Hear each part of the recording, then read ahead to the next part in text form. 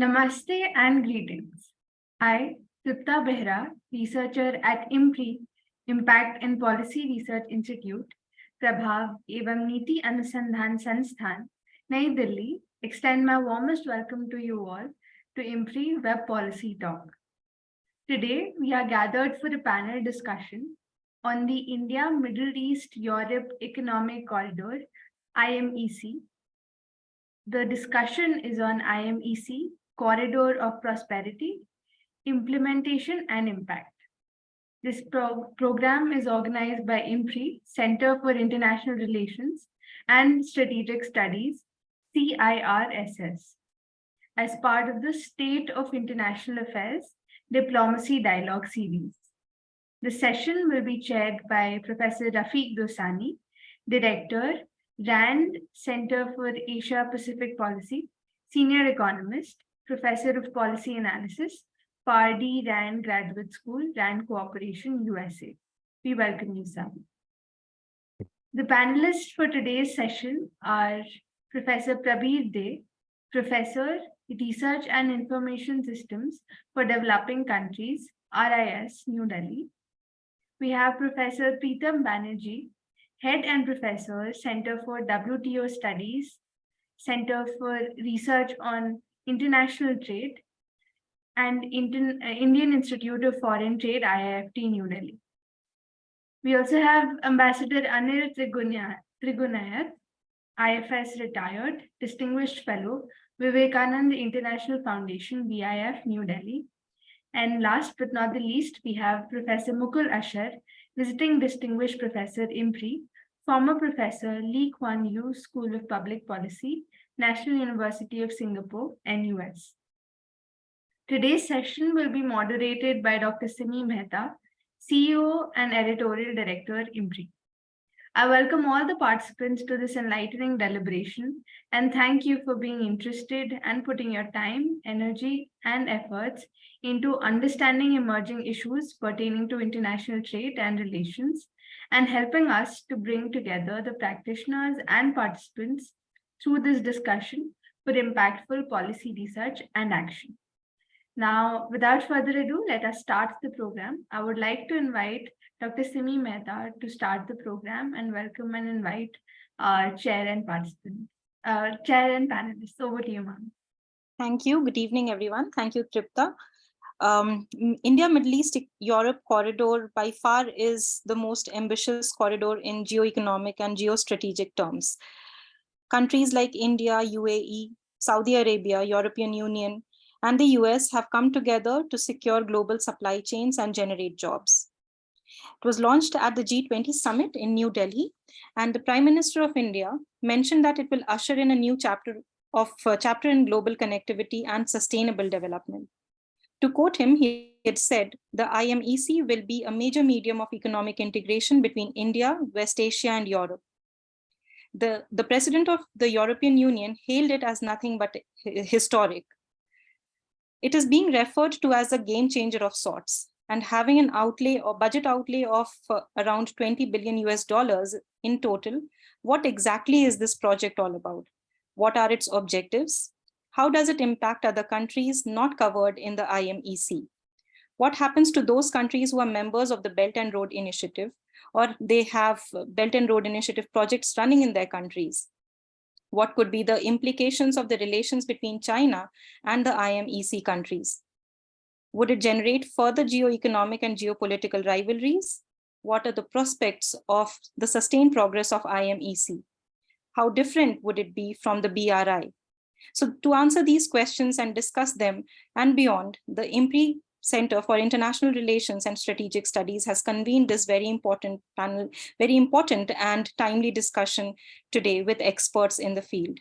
I welcome each one of you, and I would like to invite Professor Rafiq Dossani, chair of the session, to make his initial remarks and take the discussion forward. I look forward to learning from each one of you. I welcome all of you. Thank you very much. Professor Dossani, over to you. Thank you, Simi. And let me also convey my thanks to Tripta and Arjun and the whole team for organizing these events, which they do so regularly and which are of great importance, I think. and welcome to my fellow panelists. I've been asked to make some opening remarks. I'm an economist, so I normally start with the dismal side first, and hope that we can move up from there. So the dismal side is first that there's been a history of multi-country corridor efforts that involve Asia, many of which have not succeeded. Even within the one that involved India in 2018, Australia, the United States, India, and Japan decided to start this infrastructure initiative to rival the Belt and Road Initiative, the BRI. And there was talk then of what each country would do. One would provide funding, primarily Japan. One would provide technology. One would provide implementation skills. But nothing came of that. It was dropped. Similarly, the Biden Build Back Better initiative, renamed as Global Infrastructure Initiative, hasn't gone anywhere. What's made progress from an American point of view has been mainly where not too much investment is required, because that's always very difficult for the US to put up based on its domestic politics, but where expertise and standards are required. So one question I have for the panelists when it's their turn is to ask them, I hope that they can address this issue of finance versus knowledge. Finance is, for a country like India, difficult, although it has more capacity now than it ever had before. But it's also the management of the finance. From a Chinese point of view, the Belt and Road Initiative made great sense because it was a hub and spoke. China was at the hub of the whole thing. Every route led to China. Even if you wanted to go from, say, to Kazakhstan to Tajikistan or Uzbekistan or Kyrgyzstan, you had to go via China, which doesn't make sort of great economic sense. But it was in China's interest to do that. So that's the first issue I have is what are the likely incentive incompatible, to use an economist term, issues that might provide conflicts of interest. I mean, I understand that geopolitics is part of it, which is why almost parallel pipelines have not made progress in recent years. I'm thinking of the TAPI pipeline, for example, and the IPI pipeline, and so on. Okay, so that's one set of issues. The second that I would like to raise is that the countries that are involved and the entity, European Union, France, Germany, India, Italy, Saudi Arabia, UAE, and the US, except for India, they're all developed countries. Of course, I see Israel missing in this. It is interesting. Where's Israel in the list of signatories, considering that the pipeline, the transport corridor goes through Israel as well? That's a separate issue. The point I want to make here is that as developed countries, their interest in the pipeline would be to help the further development of the routes of the areas through which the train tracks go. So that's fair. Around that transport corridor, the hope is that an economic corridor can be built. But if you look at the starting point, which is Mumbai, apparently, or some port in India, what is its gain? An economic corridor cannot be built around just one node. It has to be a continuous node.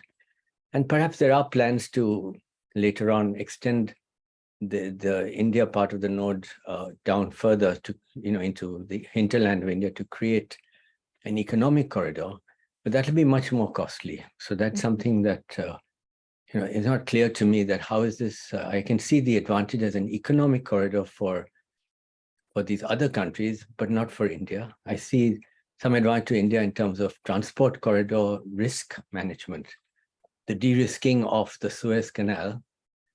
And it's a good question. I mean, historically, I think the question should be asked, has Egypt been a less reliable source of transport through the Suez Canal than are likely to be countries like Saudi Arabia and the UAE? I don't know. I think that's a good question. I don't think the answer is obvious. Yeah, and then a third set of issues to me is that the competition to I can see the obvious competition to the Suezmax. I don't see it to the BRI particularly. The BRI's routing is quite different. As I mentioned, it's a hub and spoke system. So, and this is not. It's not a hub and spoke system for any of the countries. So I'm not seeing the the comparison to the BRI, other than sort of broad geopolitical things that we can also do something. But then that something has to be meaningful. If you're going to spend on a multimodal system of transport a few $1 billion compared to the BRI's trillions, what are you going to get out of that? So I think that question has not been answered.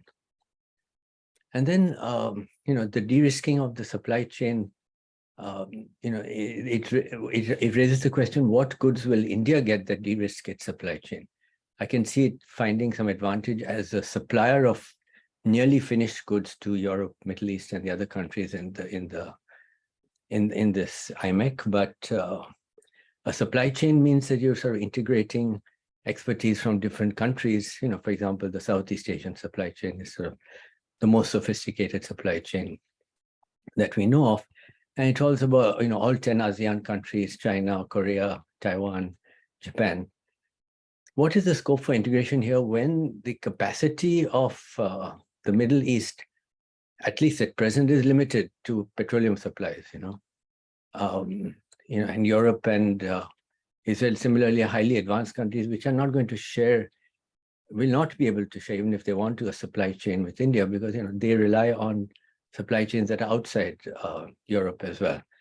So I'm a little concerned about what is the actual supply chain whose growth will be de-risked by this initiative. And then coming back to the issue of costs, one reads numbers like 20 billion, which is for the rail upgradation. I presume there'll be additional funds required for the port upgradation. One of the routes is to go via Piraeus port, and that'll need China's consent, I assume, since they own it. So I think there are other issues around costs and risk that can be raised. So having gotten all the dismal stuff out of the way, to look at the the positives, I think one is the geopolitical gain. I mean, India has gotten involved with the United States much more closely than ever before, as part of the United States' effort to compete effectively with China. We might say that India is valuable for its own sake, but there's no doubt that the relationship is partly driven by the antipathy between China and the United States. But so this is clearly a geopolitical gain for India. The other aspect is that in terms of geopolitics is, this helps countries like Saudi Arabia and the Middle East generally, which have a more agnostic attitude towards the US-China rivalry, come closer to the United States side. And they're agnostic because, like China, they're authoritarian states. They don't really look at human rights and values as part of their foreign policy. Many countries do not, including democracies, but these certainly do not. And so, and as you know, China has been trying very hard to make inroads into the Middle East from a political point of view. The Saudi Arabia, Iran recognition being one prime example. So from a geopolitical side, I see some significant gains for India. That's okay. With that, I think I've taken up enough time. So I can address some remaining issues I have later on in the discussion. Let me turn it back to you, Simi. Thank you. Thank you very much, Professor Dossani. I would, with your permission, sir, we can invite Ambassador Anil Trigunayat for... Yes. Yes, sorry, I forgot to mention that he's not well, so he's going to speak a bit out of turn. Sure. So, Professor Ambassador Trigunayat, over to you. Welcome. Yes, thank you, Dr. Simi, and Chair, Dr. Dossani. You have very clearly, and I must say, openly laid out the cards. And this is precisely the issue at the moment, because very little is known about the key things that are supposed to be there. And that's the reason that they had agreed, the leaders, that within 60 days, this working group will have to produce some kind of a report in which what will be the design, how will be the funding and all that. Essentially, basic parameters will have to be laid out. Of course, it is not a project which can be done in one day. It is at least a decade project, provided everybody remains on board, for which there are these geopolitical considerations, because the way the world is evolving, things change very fast. At the moment, of course, it looks like that it will be a very good project from India's point of view. It is the straightest line that can be drawn. Secondly, for India, let me just talk from that point of view first, is the Gulf, especially Saudi Arabia and UAE, are its the largest trading partners after the US and China. So this is UAE is the third largest trading partner already with $84 billion or something. And Saudi Arabia, apart from the energy security, expatriates, and economic engagement that India has with them and their investments in India, including in the strategic reserves. This complements very well with the changed policy of the GCC, which means that they are trying to move towards their market, trying to have the kind of a strategic autonomy they wish to have. So for India, which is the third largest, which will be the third largest economy, which means it is trying to become a major part of the global value supply chains, with which has been, you mentioned about Quad. So in the Quad, essentially from India's perspective, that is one of the major uh, areas of economic collaboration in the critical minerals, in the corridors, in others. But India is not only pinning hopes on one corridor. As you know, that we have been part of this INSTC for, I was in Russia at the time, I mean, for the last 20 years, for the North-South Transport Corridor, because of the sanctions, because of the issues, Russia, Iran, and others, that it has not really taken off. But now that there is a crisis situation between Russia and the West, this has been activated and it is functioning rather well from many points of view. So I think that is an alternate. Besides, India is also working on the Asian corridors, Southeast Asia and others, under the BIMSTEC and others, under its neighborhood and ex-response. And India has been a trading nation forever. I was ambassador to Jordan, and I have visited these little Petra and other places where all these trade used to go. Oman ports and the UAE ports, the Gulf ports were the arteries through which the trade took place for thousands of years. And so this is not something new that we are devising. Now, of course, the key factors which are there, that is that for the United States, of course, it is a larger geopolitical game because they want to counter the Chinese BRI and with their BBB, and this could be a part of their BBB initiative or for the European Gateway initiative, whatever it is. But at the same time, the markets are from the Middle East. This is a combination between markets and producers. So that's something that is why, because India gains outlaw. Secondly, I must say that from India, Mudra port is likely to be one of the key ports that is going to supply. To UAE, we already have these excellent shipping connectivity. What we require later on is these pipelines, basically for hydrogen or digital data or all that, that could be done. And as you mentioned, possibly India will have to feed to do that because it is directly between India and the Middle East, whether it's hydrogen or others. Then from there, you know, Haifa port is also again managed by India in Israel. So there has been a Hizaz line, which is about from the time for 100 odd years. Now that could be revived. There has been a proposal in the Gulf also to have their GCC railway network, which has been pending for years, but I believe that they are trying to do work on it.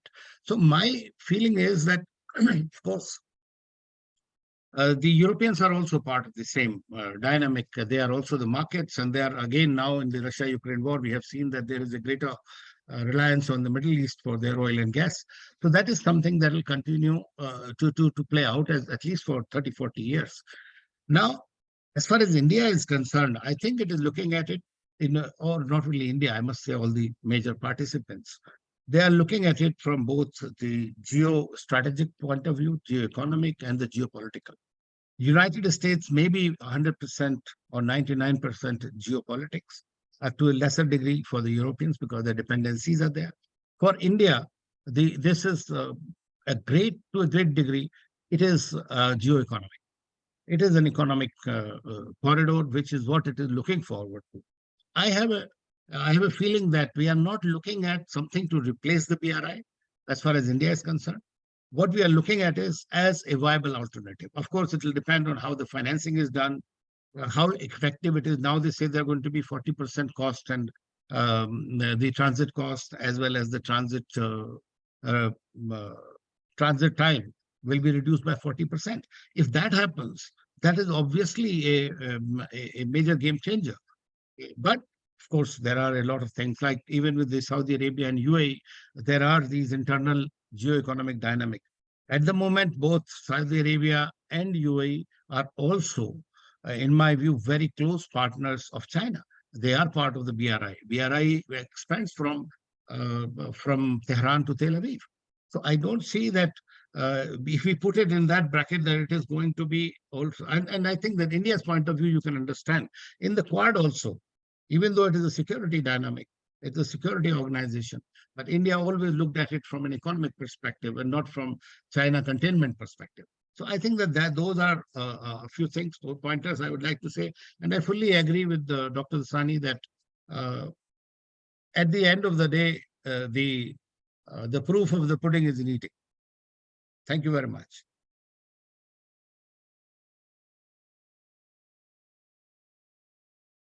Thank you. That was excellent.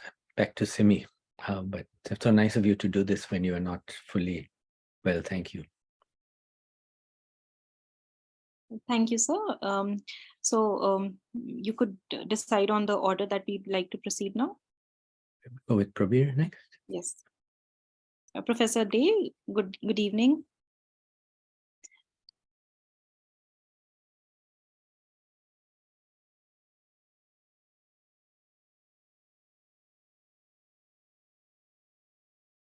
Is he on mute?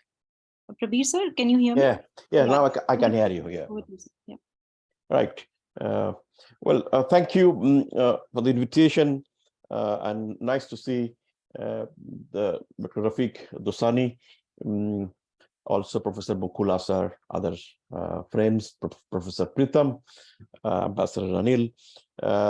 Let me come straight to the questions raised by Dr. Rafiq.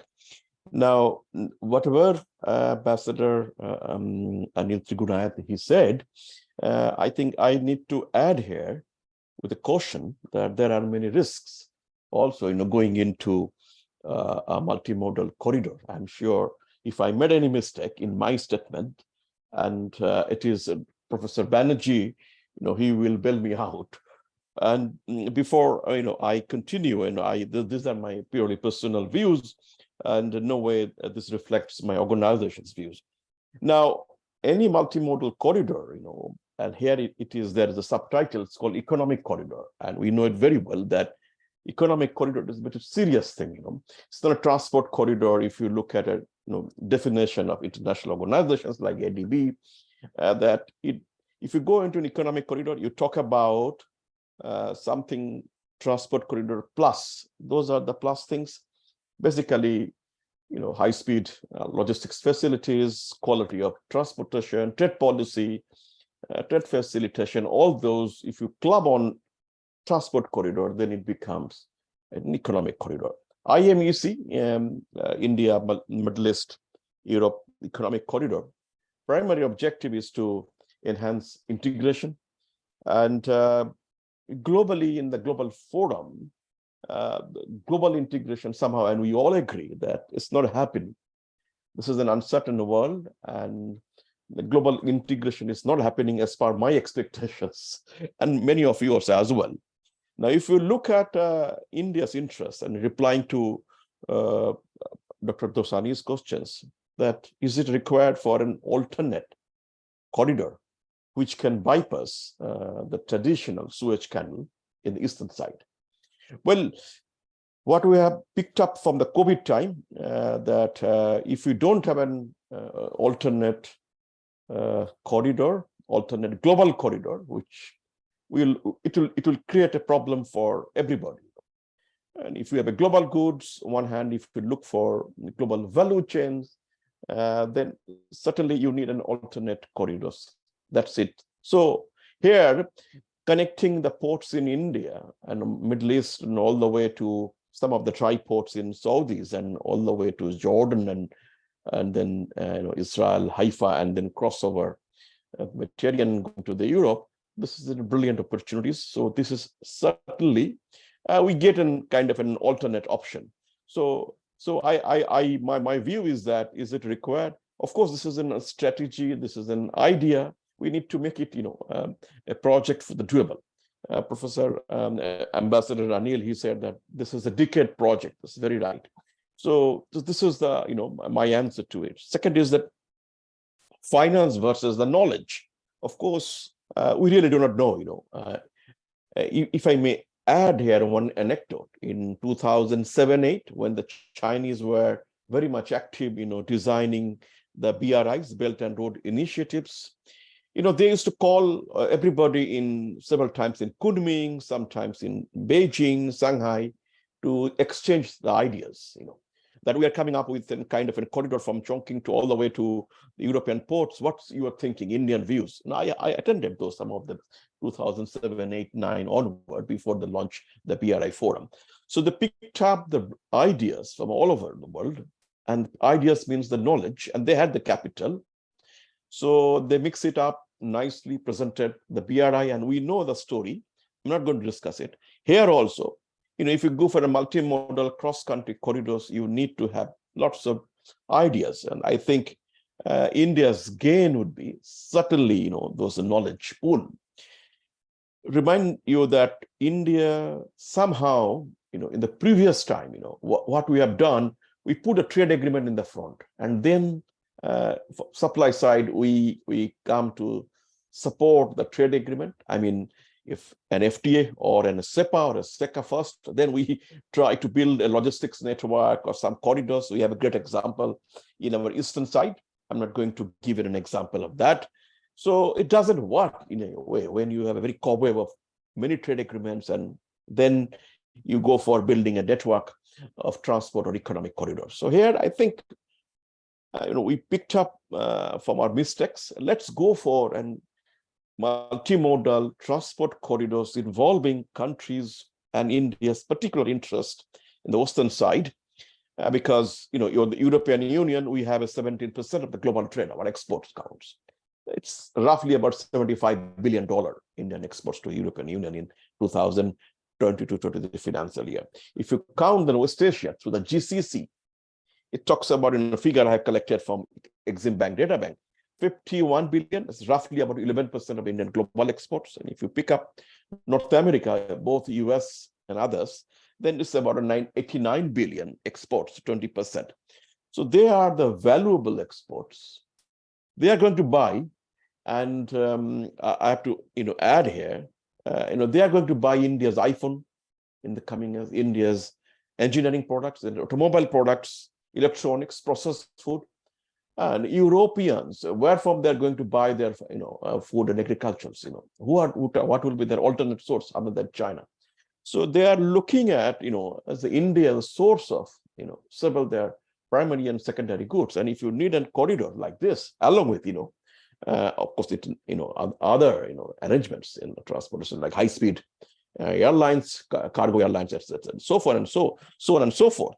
I think there are merits for considering it. So India's will be, again, in a very, telling it in like that it will be India's gain from the knowledge. Finance, certainly this project, it was actually G7 project. It was in PGII, Partnership for Growth of Infrastructure, G7 project 2022. And where the American agenda is which is the Blue Dot Network, and et cetera, et cetera.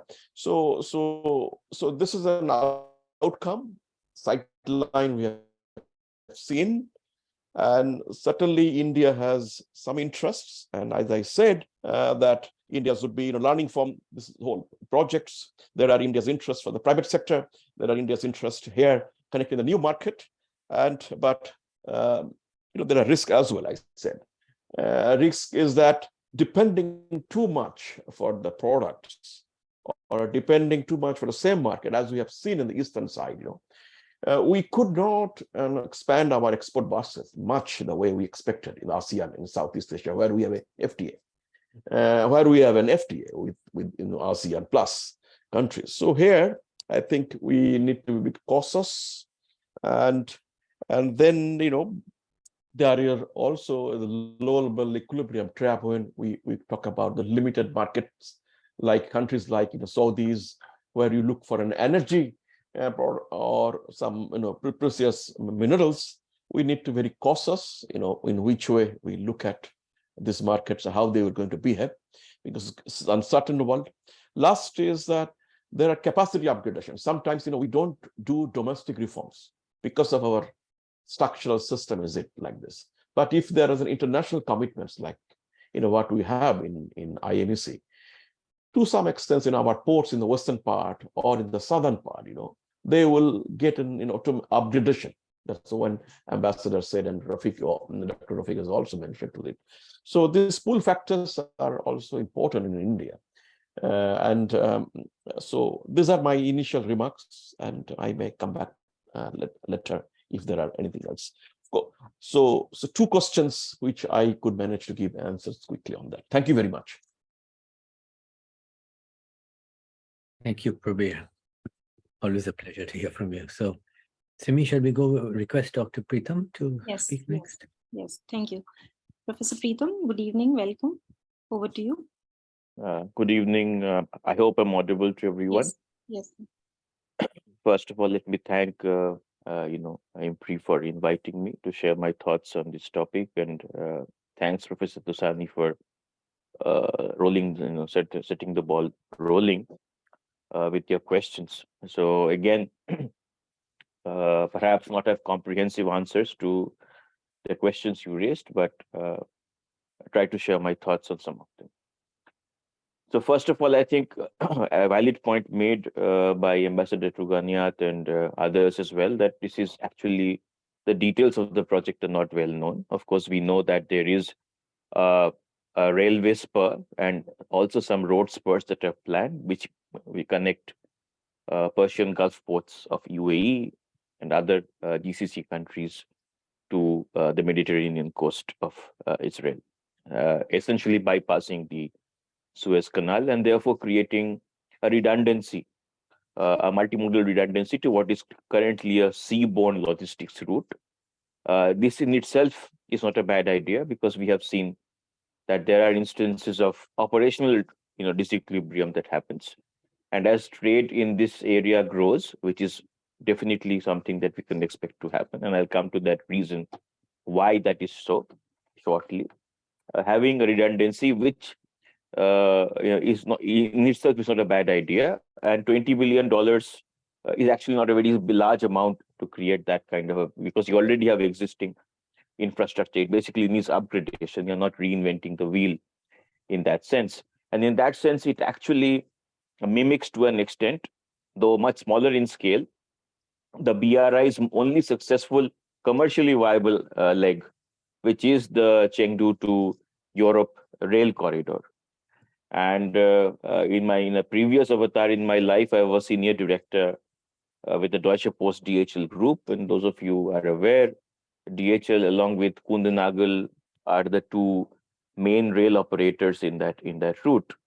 And there were, obviously questions about its commercial viability in its initial days, but it has proven to provide an alternative for different categories of goods which require a shorter transit time between Europe and China, and it is now a commercially viable option which is being used, and the volumes are quite significant. So when alternatives appear, there's a tendency, if there are economies of scale, for that to happen, to take off. So what are some of the pre-existing prerequisites, let's say, that you need? One is, of course, the physical infrastructure. The other is the seamless regulatory architecture that allows goods to move across international borders, which was achieved in the case of the BRI, the China-Europe rail route, primarily because China drove that and ensured that the customs administrations and other regulatory bodies of the intermediate states like Kazakhstan, Russia, etc., that were on the route, they kind of cooperated on that project. So the open-ended question here is, along with physical infrastructure, what concepts of trade facilitation will be driven, and whether all the parties involved will actually cooperate and get it done. I think there is some hope that, yes, as it is coming from a geopolitical, top-down approach, this might actually be achievable now under these circumstances. Multimodal routes actually work quite well. Operationally, we have, we meaning my company I used to work for, we have moved containers from Japan and Korea using the sea route first to a Chinese port and then transporting it by the China-Europe rail. So to that extent, the estimations of 40% transit time saving, and over a period of time when economies of scale build up, some savings in costs as well for specific types of moves is not something that is quite unviable operationally. Next point on that is that let's think of this as, let's not, nothing moves linearly, right? So once you are in Haifa, once you're in Mediterranean, you don't have to use Piraeus. You can use several other Mediterranean ports. The idea is that you leverage as many options as you have across different modes. And this is what logisticians typically do. And that's probably what's going to happen. So in that extent, if there is existing infrastructure built by BRI or any other such infrastructure that exists, will only complement the multimodal options that you have. So it will only add to the economies of scale. It's all about business development and driving the particular route, and that is all open-ended. It depends on how serious the governments are into putting in the money for the infrastructure, also the facilitation aspect, and then how well that route is used and operated, and how it is sold to the operators and networks are built. And that brings me to some key points. The way trade works is through trading economies. And the Middle East, especially UAE, is essentially become an outlet for African goods, especially African goods originating from the Indian Ocean region African states. And they are really pushing this role for themselves. A classic example is a lot of the rice trade of India is actually going through, though the rice is being exported to multiple countries, it is routed through Middle East. So to that extent, there is enormous amount of interest by the UAE to emerge even stronger as the hub for these trading economies that, and this is the hub and spoke that actually can be built out of, though it's not quite explicitly visible today. A lot of our African trade goes through Middle East. The other, so that, to the extent that hub positioning of UAE and some of the other GCC states were also trying the same, is leveraged for not just the East-West movement, but with Middle East as an intermediate point to the African states in the Indian Ocean littoral, that will also be something important to consider. Which brings me to my next point of demographics. So Professor Prabir, they mentioned about the potentiality of trade. Please let us also remember, if you look at the data that's coming for the last few years, given demographics and certain other factors, and hopefully without any significant shocks to the system, India will continue to grow, and it will over the years contribute increasingly larger share of the incremental growth of the world economy. So to that extent, India is a huge demander, while demographically US and EU will be less important. So EU will be looking at where the markets are. And to that extent, there'll be a huge amount of flow of all kinds of goods into flowing west to east. Similarly, as India's economies of scale grow and the shifts and shocks in the supply chain during the pandemic is leading to some rethink on where you place your production networks and not put them all your eggs in one basket, you will have significant amount of production coming from India. The Prime Minister's Gati Shakti will reduce logistics cost over a period of time, which will make India a more competitive location for manufacturing. And of course, in terms of the trade, there is no reason why, a port in India cannot become the transit port for a lot of the shipments flowing east to west. So you have a lot of, the largest trade lane in the world is the Asia to the west or Asia to the Europe trade lane. And that goes further to North America from European ports, especially North American East Coast ports. So, there are attempts to, for Indian ports to emerge as transshipment hubs. And those volumes will also be added to some extent to this network. So logistics is about the network business. And there is huge amount of scope of developing these networks. Last point is that let's not forget the technology shifts. Think about the fact that there is technology that is being developed, which will allow greater amount of and very cheap storage. It's not possible today, but in a decade, it might be that you can store renewable energy like solar at very, very efficiently at a much lower cost. And also you can have more efficient grids which distribute this further at a lower cost. To that extent, countries like Middle East and India are prime candidates for generation of solar power and can, with future technologies, power at least parts of Eastern Europe and Southern Europe through integrated grids that connect these regions together. Of course, people have already mentioned the green hydrogen pipeline. That is another area where this corridor will probably play an important role.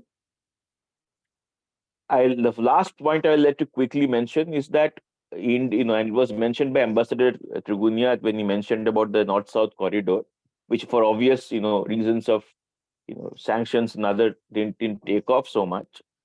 But that corridor actually connects the two most important swing states in the world today, Iran and Russia.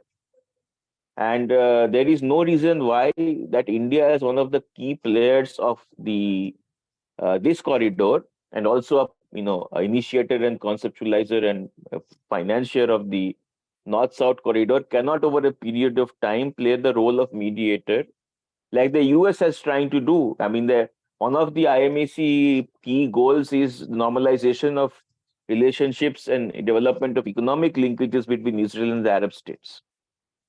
So there is no reason for India not to also visualize a situation where it helps normalize relationships between Iran and Russia and the United States, integrates the IMSTC to the IMEC because they complement each other, and then use the network effects of both these corridors to connect an interlinked geography which goes north to south all the way to the littoral states of the African states in the Indian Ocean, with the Middle East acting as a hub, and then east to west, connecting India to Europe, and then further up north to Russia and the Baltics. So to that extent, it will become a very significant global interlinked linkage of transportation. No linkage like this is standalone. It will be a competitor and a complement to BRI, parts of the BRI. Again, it will offer opportunities for India to develop its value chains. The essential point is that being a participant and an equal player in this corridor, and being in a sweet spot in terms of its demography and other factors, if India plays its cards right, this is an opportunity from an Indian perspective. It's an opportunity for the Middle Eastern states because they envisage themselves as a global trading hub. It allows them to, build on that dream because they are going to be center of a very significant system of linkages. And to the extent that for Europeans and the Western economies, it allows them to develop economies of scale in both directions. It is of economic interest as well, apart from the geopolitical issues that we have discussed. So I'll stop there, and thank you for giving me the time to express my views. Thank you, Dr. Pritham. That was excellent. Several fundamental points as well as a vision of the future. Certainly worth discussing when we get to the panel discussion. So, Simi, should we invite Dr. Mukul next? Yes, Professor Mukulashan, good evening. Over to you. So please unmute. Yeah, you are unmuted. Oh, Yeah, you're audible. Yes, sir. okay. Yes, sir. Thank you very much for inviting me to this panel discussion on IMEC. I feel a bit of an outsider because this is not my primary area of research. The previous speakers have made many excellent points. What I would like to do is to make few remarks that are complementary or in addition to the remarks that have already been made. First, from the previous discussions, and it is clear that IMEC the multi-country, multi-year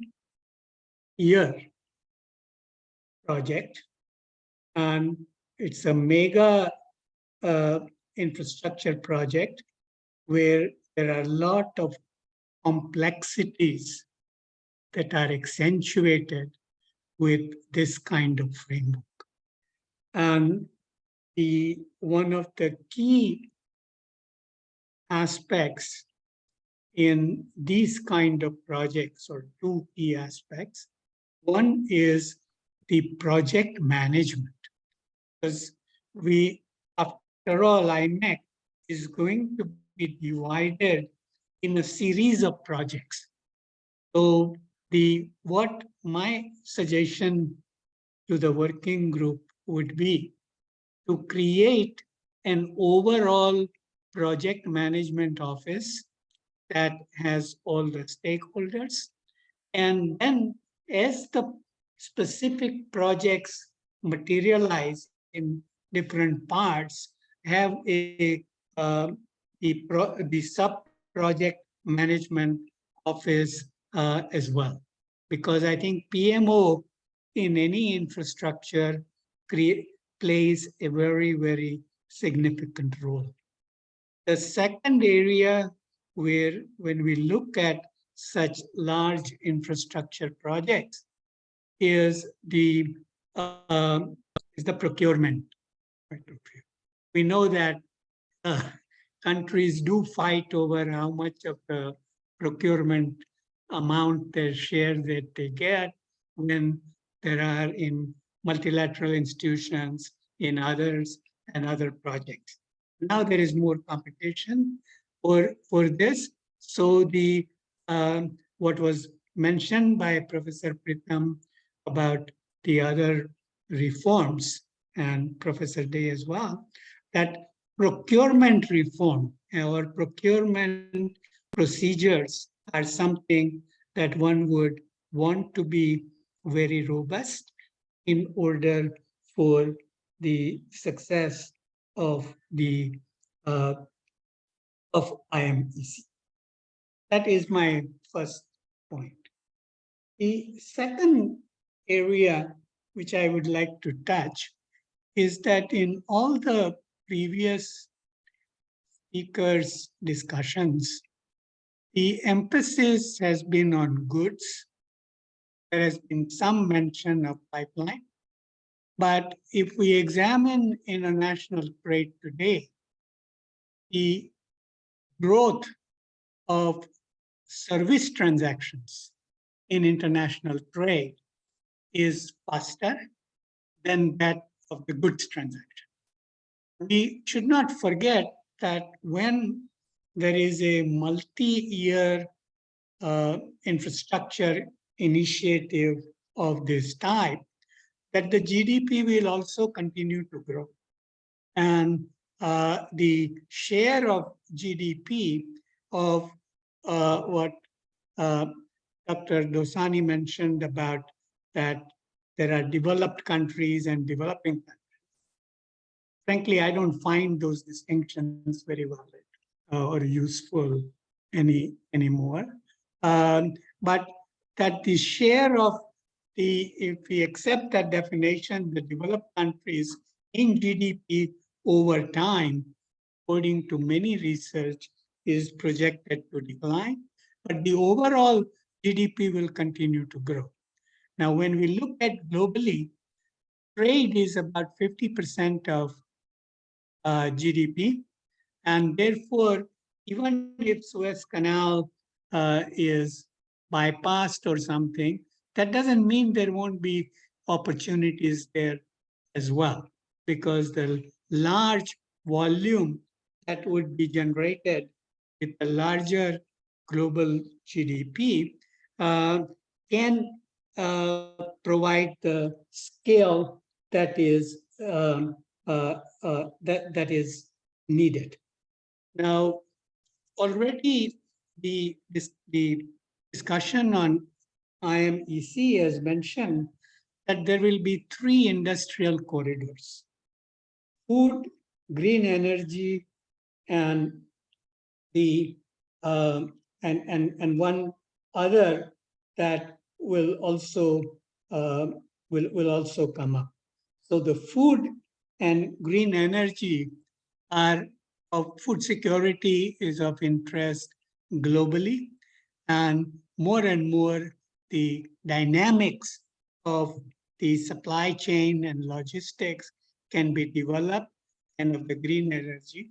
This was mentioned in terms of solar energy, and the other is the other renewables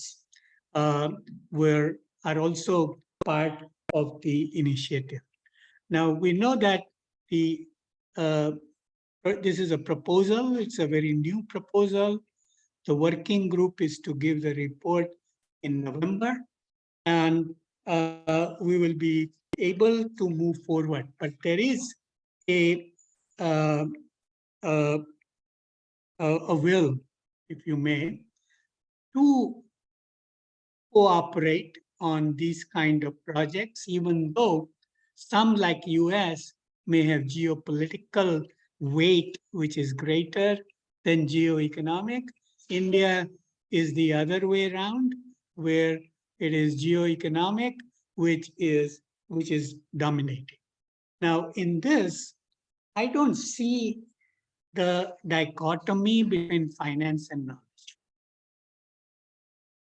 Knowledge has been diffused, and to a large extent. Now, of course, the kind of knowledge aggregation and knowledge chain and concentration that countries like Europe can have, and US can have, the others don't. But that doesn't mean that the knowledge will remain static. Finance, if we look at Saudi Arabia, it has finance, and India is also willing to invest. So we'll need to look at this initiative in terms of the larger canvas of India's Sagarmala and Bharatmala projects, because India realizes that its share in total global shipping, ports capacity, others, is below what it should have if it is to realize the goals of the Amrit Kal ending in 2047. So my suggestion would be not to regard this project, it's the in a static way, or from the past extrapolations, but to try to think in a dynamic way how the opportunities can be created through the discussion in this kind of project. And what Prabir they said is very, very relevant in terms of the discussion. And India's chairmanship of G20 showed how much knowledge that was shared. So India is also, the Sagarmala is developing its ports and its ports capacity. Bharatmala is connecting ports with the remaining part of the country. The multimodal transport is being created, knowledge is being learned, experience is being learned. And I think as we move forward, this in a dynamic way, this would be positive. Having said that, of course, there are risks. There are political risks. Saudi Arabia today has a vision of becoming as good as Europe in a certain period of time, according to their official statements. That could change, and other things could change in between as well. So yes, the political economy, political management, and dialogue, the rule-based order in its true essence, not just in words, where words are spoken of rule-based and the behavior is different by some countries. And I think that we can be a bit hopeful that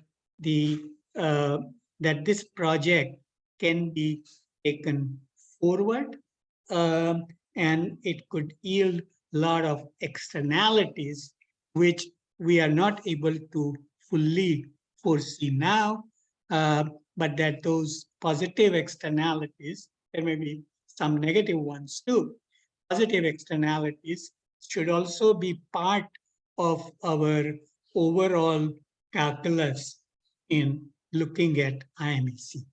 Thank you very much. Great, that was excellent, Dr. Asher, Professor Asher. Some very fundamental points again. So, Simi, should we now enter into a discussion with the panel? Is it that time?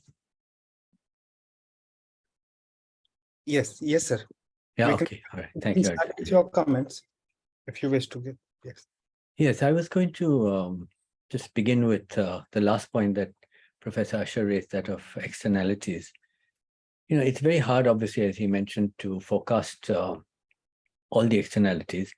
And I would argue that the BRI is an example where a lot of negative externalities were not foreseen. And the worry is that this can happen in any project. So I think a careful accounting of what we expect, even though we don't know, it'll be one of those, as Rumsfeld said, known unknowns and unknown unknowns. We need to do some sort of work on that, I think, to really justify this project. So I wanted to get, that's my view. I'd like to get Professor Asher first and then the others' views on this topic. You know, the close monitoring is going to be needed. And that's the reason why I suggested a overall project management office, IMEC project as a whole. And then as we make progress on individual slices of infrastructure projects, we need a project management office there to try to see that the things are on track. And the working group should also work out the procurement angle part, because if procurement is not done well, some of the cost savings and the cost effectiveness which we are hoping to get, we may not get. So yes, the project management is a very difficult area at best of times, but this is something that I would put more emphasis on. And the research think tanks like IMPRI and others should also, RIS and IIFT, should also be creating some expertise in following IMEC. I think what happens is these big projects get announced in meetings like G20 and so on, a lot of enthusiasm initially, but no sustained focus over time. And that's what we as researchers can help provide. Right. So what you're saying is that maybe you need a secretariat, say, based in India, which could, not secretariat, but the project management office. And that is, but with some because, authority, right? Well, that will be up to the stakeholders as to what they can, they can agree how and where they locate. I don't think, that is up to the stakeholders. But what I find is that the project management office this is a project, and we need to look at it as a project and a series of projects, so that those series of projects, how are they managed? And usually, there is no professionalism that is involved in terms of managing, overseeing, correcting, and feedback and all that. And we should try to build all those into it. Yeah, that's why I said a secretariat, because you need to not just evaluate, but also to make mid-course corrections. So you need some group that's empowered. But let me get Prabir and Dr. Pritam's views on this, on the need for some sort of coordination initiative. Well, see, this is a very noble initiative, and all of us are on the same board. Many benefits, but there are many externalities as well. Professor Asar is very right. His wisdom matters to us. So he said the project management, because that's what the crux of the problem. We have a big idea, big plan, but very weak in implementation. So over time, all ideas that get fizzled out. Soon after this project was announced, I prepared a very quick ready reckoner. That what are the corridors, etc., available, what is India's interests, and of course we don't expect these corridors to be completed overnight. It takes time. As you progress, you generate benefits, advantages, adding GDP. Now, particularly this project, I think there are lots of things to learn. One is, three examples I can add, substantiating what Professor Asar said in terms of the project implementation. One is, ADB has a great experience. They have a similar kind of, cross-border connectivity projects implementation experience, like in Karek, SASEC, a limited scale in the SASEC, but large way in the Karek, region, sub-region, and the GMS. What ADB guys, they tell that, look, if you have multiple stakeholders, but you need to rely on one implementing agencies, and the approach should be very inclusive, then we would be able to do the things. So that's why, I think there are lessons from ADB we can pick up, as well as an Inter-American Development Bank, which they have done to some extent in the Mercosur, and the World Bank as well. So there are examples available, and we can learn from there. And there are 2 points to add to the externalities. One is the Americans are itself is a very unreliable. There is lots of hype, lots of euphoria. They call it a strategy, and the strategy is not a good word all the time. So if the change in the government in Washington, so the things will be different. So we have to be careful how they place it. And third is that we don't see much in this corridor. This is a corridor for diplomats, it's a corridor for economists, for a whole lot of stakeholders, to work on it. So political relations between the partner countries here, is very important. Today, India, EU is the FTA partners. Tomorrow, if there's something happening politically between the countries, who knows that this project will not pick up at all. So these are the very crux of the problem. These are the real disadvantages. Of course, every large-scale projects will have this kind of challenges, and we need to overcome. So thank you very much for giving the opportunity. Thank you. So before Dr. Pritam leaves, because he just sent a message that he has to leave in a few minutes, I would like to ask him about the point he raised that, which was, I think, and partly answered my question, is how will this be an economic corridor for India if it only involves 1 or 2 ports? And he pointed out that, well, long term, it could be an entrepot, that it will be a place where goods are supplied from, say, Sri Lanka or Southeast Asia, and then value added if necessary and sent on to the developed countries of Europe. The other part he raised, which was Prabir's point, that the timing, it makes sense to look at corridors before you look at trading arrangements. Free trade agreement should follow upon the existence of some infrastructure like a corridor. I'd like Dr. Pritam, if you comment on both of these. That do you think that your vision of more of the port in India being more than just a node to be, what is the reality behind it becoming a part of an integrated supply chain, backward integration into Southeast Asia or within India, or South Asia generally, as well as the idea of it becoming an entrepot? Thank you, Professor Dossani. I will I'll turn off my camera because I'm in transit between two meetings. I'm standing outside the building, so it's kind of light is bad, so I'll turn it off. You look fine though. All right. So first, before I answer your question, Professor Dossani, if I may talk about the externalities point. I slightly disagree with my esteemed colleague, Professor Prabir. The examples, and in my other previous avatar, immediate previous avatar was in ADB as logistics expert. So I think the big difference between the GMS or the BIMSTEC corridors is that they are not really a single project by, in collaboration by multiple countries. They're an amalgamation of national projects which then combine together to become cross-border corridors. And then what ADB really focuses on is to try and develop cooperation at the border points or at the ports of exchange.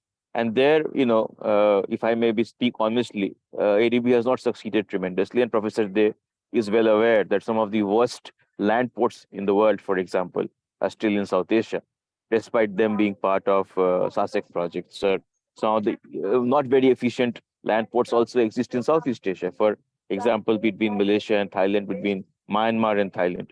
So whereas national projects have got implemented, the cross-border aspects in many of these corridors still remain work in progress. And that's where I was saying that I don't think a project management team is the answer, because where China succeeded was that the fact that China was driving the whole thing. It was one country driving the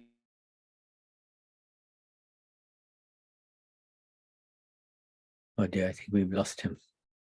Mm. But I think the point he makes is quite valid. Let's just wait a few seconds to see if he comes back, otherwise we'll move on. am I audible now? Yes, you're back. You were making the point that China drove the BRI. That's right. So, and there also where China had greater leverage, for example, in Russia, Kazakhstan, and all of those countries, they could drive the China-Europe rail. On the other hand, where there was lesser leverage, where governments kept changing, it's in Kazakhstan and Russia, governments were stable. They were more, they were autocratic states, similar to China. And they had experience working with them since Soviet times. In the case of East Africa, where that was not true, they have not succeeded. Even the Mombasa, Nairobi, which is a very short corridor, is in the doldrums. So let's not compare that. I think what needs to be done is exactly what we saw here in Asia, where we look at individual arms of the project and see national implementation is quite good, and then hope that the trade facilitation and linkages at the border work out better than we have done in Asia. So that's one risk of that failing. The second risk, I think, is essentially tied to the fact that you have to manage your expectations. It's a long-term project. The Europe-China rail took years to become commercially viable. So will this. So this will grow with demographics, with the demand and all of that, and if it is rightly planned. The key risk over here is that China could drive the commercial development of that corridor as well. They could give subsidies. My former company, DHL, used to receive subsidies on a per ton, per kilometer basis to experimentally start the first container, rail trains to, take off from there. So after 3-4 years of providing that option to business, when they saw that, this option is available, the scale got built up, and after a period of time, the subsidies stopped because it became commercially viable. But again, China was in control of the whole corridor. Who will do the business development for this? So these kind of, I think, more operational is the micro level that fails us, not the macro level. And it's my fear that the micro level might, fail us here. And the project management unit is not the answer. I think having a solid plan for all of these, aspects, learning from our mistakes of what we did in GMS and other parts of the world for other corridors, perhaps would be the answer. Who and how they will, develop these plans, do the exception management, how the coordination between states will happen. And I think all open-ended questions, which is the big risk. To come back to your question, sir, I think I will just leave you with a 3-minute example that if large firms drive vision, right? And one of the largest logistics companies, this part of the Suez Canal, is Adani. They have emerged as that very large company. It is Adani which owns the Haifa port. It is Adani which is purchasing ports in countries like Indonesia and Malaysia. And the planned major transshipment hub in South Asia, which will compete and most likely take away business from Colombo, is near a place called Kolachal in the border of Tamil Nadu and Kerala, just south of Trivandrum, which is also owned by Adani. So if you do not see the dots being connected, then you're missing something over here. And I will leave you with that. Fascinating. Thank you. Okay, so I guess Professor Pritham will leave now, but I think there are lots of points have been raised. Let me give an opportunity to Prabir and Dr. Mukul to ask any questions that they might have at this point. Well, Prabir, anything from you? Yeah, I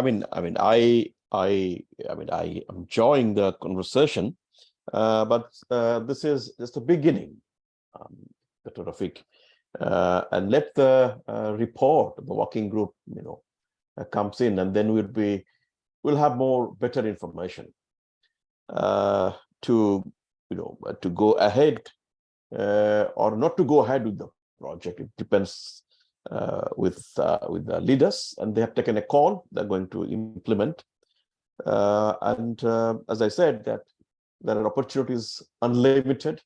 If to be very simple way to put it, but there are many risks, and some of them I have shared that which no need to underline once more. Way forward, if I may, how do we look at it? One step is like India is one of the key partners. This kind of project helps India to give motivation for reforms in the maritime sector, in the transportation sector, in the trade policy. It talks about economic corridor. And many of the issues globally, it's difficult to attend in the WTO multilateral forum or any regional forum looking at the west of India, because India doesn't have regional agreement with the GCC as yet, and neither with the countries little further, the Jordan, Israel, or Saudis. So since we do not have, unlike that, what we have in the east part of the ASEAN and East Asia or Indian Iowa countries. So this kind of project, as I said, that this will help build the trade, and India is coming up with several new projects, several new products, some of already being said here. So for the new market, this corridor will certainly help create more trade, which we call an economy of the trade creation. There will be more trade diversion, those who are not participating in it. Perhaps, in a way forward that, this project, if it's implemented and coming out after a decade, this will perhaps, motivate the participating countries, current and to be, who will be joining, to go for an, trade agreement. So this would be, kind of a way forward from my side on the IMEC. And the last, that if you, as I said, that risk purely which will be, political relations. Countries have lots of interest. In the eastern side, we have several of these corridors, and those are really, not actually helping us, but here, since the corridor coming first, trade will follow. Then some of the members are, of course, one of the largest trade partners. What we see, is a good call. Numbers of the value chain, the production networks might appear. Let's see, how it gets unfolded. Politically, it's a big challenge because, as I said, there are, interest might fizzle out because of the global dimensions, political dimensions in particular. So I hope all the best for the IMEC and IMPRI, both the two alphabets are very similar to each other. Thank you very much, Professor Asar and Dr. Rafiq and other panelists Nice to see you. Thank you. So we'll take that as your closing remarks. But I want you to comment on one thing before I turn over to Professor Asher, which is that, you mentioned, I asked the question about, you have the Suez Canal and you said we need an alternate. Now, so if the Suez Canal was deemed risk-free, it's not, but I'm just saying, would there be any need for IMEC? Well, of course. See, these risks are, as you know, Dr. Rafiq, that these are risks are, very much static today. And one of the container vessels of Chinese closed down, enter canal, remember, the Chinese container vessels, and there was a huge shocks on the global supply. It's 2 years back. Later on, we dig it out. What happened? Because the shipping company gets bankrupt, they need to claim huge insurance, and there are lots of things in that. So as alternate, moving from the east to west, a corridor like this, a country which comes in middle, which is in India, certainly it adds to its resiliency. So that's why I said that. And from the COVID time, we've seen it that if you don't have an alternate route, anything will happen. And many of the households or individual or the companies, they do multiple insurance. We don't need fire brigade every day, but we need some time. So that's the point I actually highlighted. Thank you. Thank you. Professor Asher, your closing remarks? I don't really have any substantive additional points to make. What is clear from our discussion is that we are at the moment discussing without the benefit of the working group's report. So what I would suggest to Arjun and Simi is that once the working group report is out, a similar type of discussion can be arranged, and some areas where what the working group is saying, some good research areas can be identified, which can be worked. Because this is something that is the contribution that the think tanks, the researchers, academics can make. Good, great point, Dr. Asher. So let me wrap up with a few closing comments before I turn it back to Simi. And I think what's come out in terms of learnings are quite significant in this discussion. One is, we've been talking about it's too early to tell, but actually a lot has been told. We have learned a lot in this session about the risks, the sequencing of reforms. We haven't discussed costs that much, but I think the vision for what it can mean for India came out very well in all three panelists' remarks. I think some of the concerns have also been expressed. One thing we didn't discuss in much detail was the costs. Again, Dr. Asher is right, we don't have the data yet, but we can see that if one Suezmax ship can carry 136,000 tons of cargo, where your full-size 108 wagon train can only carry 12,000 tons, that's less than 10 times. You're going to have trouble competing with the Suez Canal, made even more challenging with multimodal systems. So I think that's an area I hope that the working group report will cover. And I think the whole issue of what it means for India, which all of us have raised in terms of development, I think needs some clear thinking. I buy completely Professor Asher's remarks that good project management is key.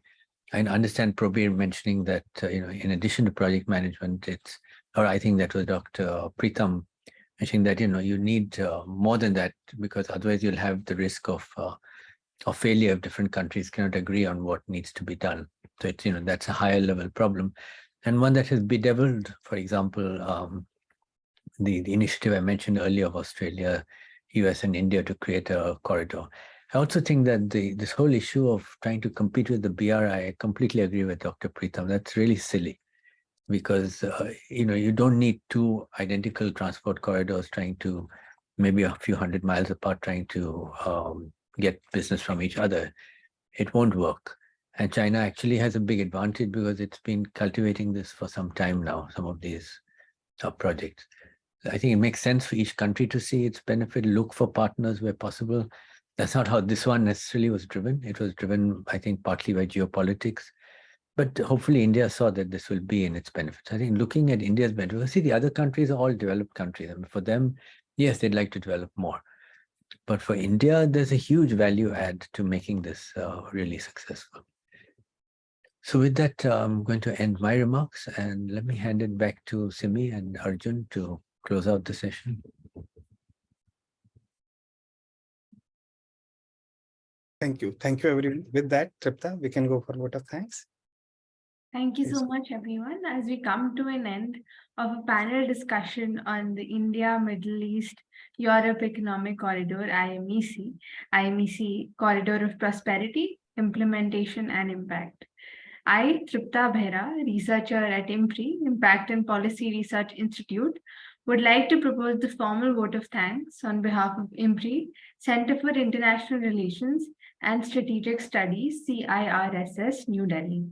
We are grateful to our experts for today, Professor Rafiq Dossani, Professor Prabir Dey, Professor Preetam Banerjee, Ambassador Anil Trigunayat, and Professor Mukul Ashar, for taking out their valuable time and giving an opportunity to the participants to learn from this timely discussion. We thank all of our participants who have actively participated in today's deliberation. We are grateful if you are watching us later on YouTube or listening to us on our various podcasts or reading our publications.